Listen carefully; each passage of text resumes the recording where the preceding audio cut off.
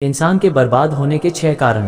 नींद, गुस्सा, डर, थकान, आलस्य और काम टालने की आदत। रिश्तों में नियमित दूरियां रिश्तों को जोड़ती हैं और अनियमित दूरियां रिश्तों को तोड़ती है।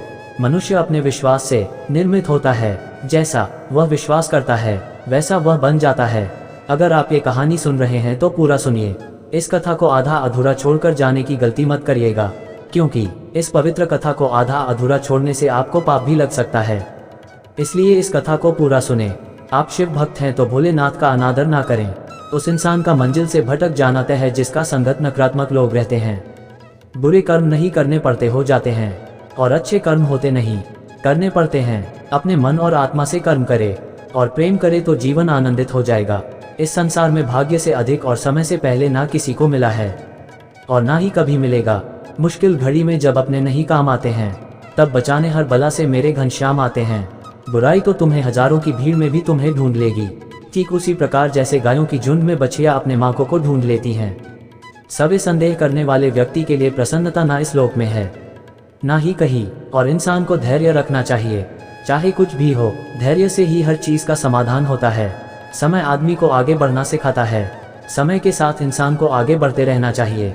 लोगों की बातों को ध्यान ना देने से अच्छा निरंतर कर्म करते रहना चाहिए।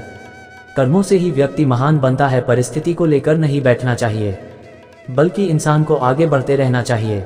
अगर आप किसी का अच्छा नहीं कर सकते हो तो किसी का बुरा भी मत करो। व्यर्थ चिंता करने से अच्छा अपने काम पर ध्यान दो। जिनका इस संसार में कोई नहीं होता है उनके सर पर हमेशा कृष्ण का हाथ होता है।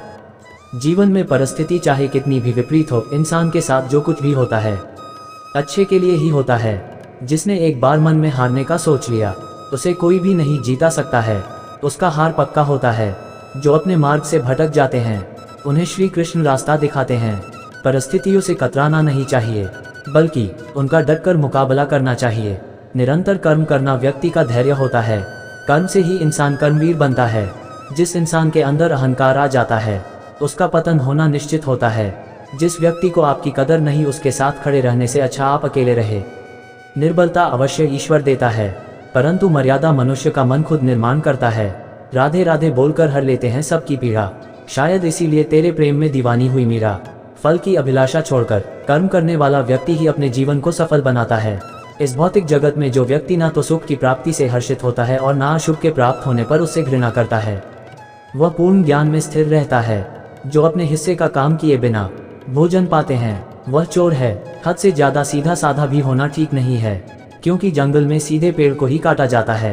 दिव्यता केवल शक्तिशाली होने में नहीं, बल्कि वास्तविक दिव्यता दूसरों के शक्ति जागृत करने में है। इंसान को उसके कर्म नहीं, कर्म के पीछे की इच्छाएं बांधे रखती है, क्योंकि इच्छाओं के कारण ही कर्म निर्मित होते हैं। किसी जीव को कष्ट देकर तुम मुझे खुश कैसे देख सकते हो? मौन सबसे अच्छा उत्तर है किसी ऐसे व्यक्ति के लिए जो आपसे शब्दों को महत्व नहीं देता है। माखन चोर जो है, मुरली वाला वही है। हम सब के दुख हरने वाला भाग्यवान होते हैं जो राधा कृष्ण के दरबार में शीश झुकाते हैं। मेरा, तेरा, छोटा बड़ा, अपना पराया मन से मिटा दो, फिर देखो सब तुम्हारा है और तुम सबके हो। जीवन में कभी निराश नहीं होना चाहिए, क्योंकि कमजोर अपना वक्त होता है, आप नहीं। जैसे तेल संपात हो जाने पर दीपक बुझ जाता है, ठीक उसी प्रकार कर्म के क्षीण हो जाने पर भाग्य भी नष्ट हो जाता है। मनुष्य जन्म लेता है तो उसके पास सांसें तो होती है पर कोई नाम नहीं होता। जब मृत्यु होती है तो उसके पास नाम तो होता है पर सांसें नहीं होती। ना किसी के अभाव में जियो, ना किसी के प्रभाव में जियो। ये जिंदगी है आपकी, अपने स्वभाव में जियो। इंसान चाहे जितना भी खुद को व्यस्त रख ले, जिससे वह प्रेम करता है उसकी यादों से नहीं बच सकता। कर्म का फल व्यक्ति को उसी तरह ढूंढ लेता है जैसे कि बछड़ा सैकड़ों गायों के बीच अपनी मां को ढूंढ लेता है। जीवन में वाणी को संयम में रखना अनिवार्य है, क्योंकि वाणी से दिए हुए घाव कभी भरे नहीं जा सकते। मन अशांत है और नियंत्रित करना कठिन है, किंतु प्रयास करने से इसे शांत किया जा सकता है। किसी जीव को कष्ट देकर तुम मुझे खुश कैसे देख सकते हो? आत्मा ना तो जन्म लेती है और ना ही कभी मरती है। ना तो इसे जलाया जा सकता है, ना ही पानी से गीला किया जा है। आत्मा अमर है और अविनाशी है। इस दुनिया में सब कुछ खोने योग्य है, मात्र केवल ज्ञान पाने योग्य है। हमें चिंता नहीं खुद की, उन्हें चिंता हमारी है। हमारे जीवन के रक्षक स्वयं सुदर्शन चक्रधारी हैं। कृष्ण कहते हैं, धर्म के लिए लड़ना सीखो, अधर्मी का काल बनना सीखो और अपनों के लिए त्याग करना सीखो।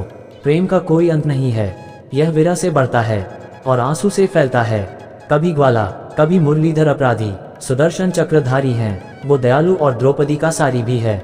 वो सुनो प्रिय, सारी जिंदगी आपका इंतजार किया है, मैंने तो आपकी गैर मौजूदगी से भी प्यार किया है। दूसरों के कर्मों का श्रेय स्वयं लेकर आप ज्येष्ठ बन सकते हैं, श्रेष्ठ कदापि नहीं, चाहे कितना भी बुरा क्यों ना हो तुम्हारे साथ। पर यकीन रखना, इसमें भी ईश्वर ने कुछ अच्छा ही सोचा होगा तुम्हारे लिए। रिश्तों में अपेक्षा ही कमजोर बनाती है, अपेक्षा तो स्वयं मस्तिष्क में जन्म लेती है। वह हिम्मत दिखाना कान्हा की, हमें खुद पर गुरूर हो जाए, रखना अपने दिल में इस तरह की जीवन सफल हो जाए। सिर्फ दिखावे के लिए अच्छा मत बनो, मैं आपको बाहर से नहीं बल्कि भीतर से भी जानता हूँ। जो हुआ अच्छा हुआ, जो होगा अच्छा होगा। स्वयं को मुझ पर छोड़ दो, अपने कर्म पर ध्यान दो। इश्क कोई जंग नहीं जिसे जितना जरूरी है, इश्क कहानी है जो सदियों से अधूरी है। इंसान समय और अपनी सहूलियत के हिसाब से शब्दों का प्रयोग करता है। रिश्ते बड़ी शिद्दत से बुनने पड़ते हैं, बारीक रेशमी धागों की कारीगरी सबके बस की थोड़ी है। प्रेम के रंग में रंग लो सारा, ये प्रेम ही है लोक और परलोक का सहारा। यदि आपके पास समस्या आती तो उसका समाधान खोजे, उससे दूर नहीं भागे। रंग बदली दुनिया, देखी देखा जगह व्यवहार, दिल टूटा तब मन को भाया ठाकुर तेरा दरबार।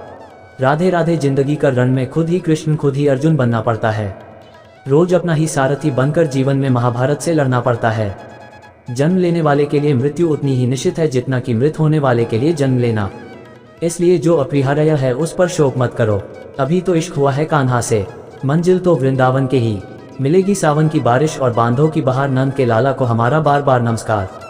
यदि आप इस वीडियो को यहाँ तक देख रहे हैं तो भगवान श्री कृष्ण आपको सुख, शांति, वैभव और तरक्की प्रदान करे। और ये वीडियो आपको कैसी लगी मुझे कमेंट में राधे कृष्ण जरूर लिखें, और ऐसी ही नॉलेजेबल वीडियो के लिए हमारे चैनल को सब्सक्राइब करें। जय श्री कृष्ण।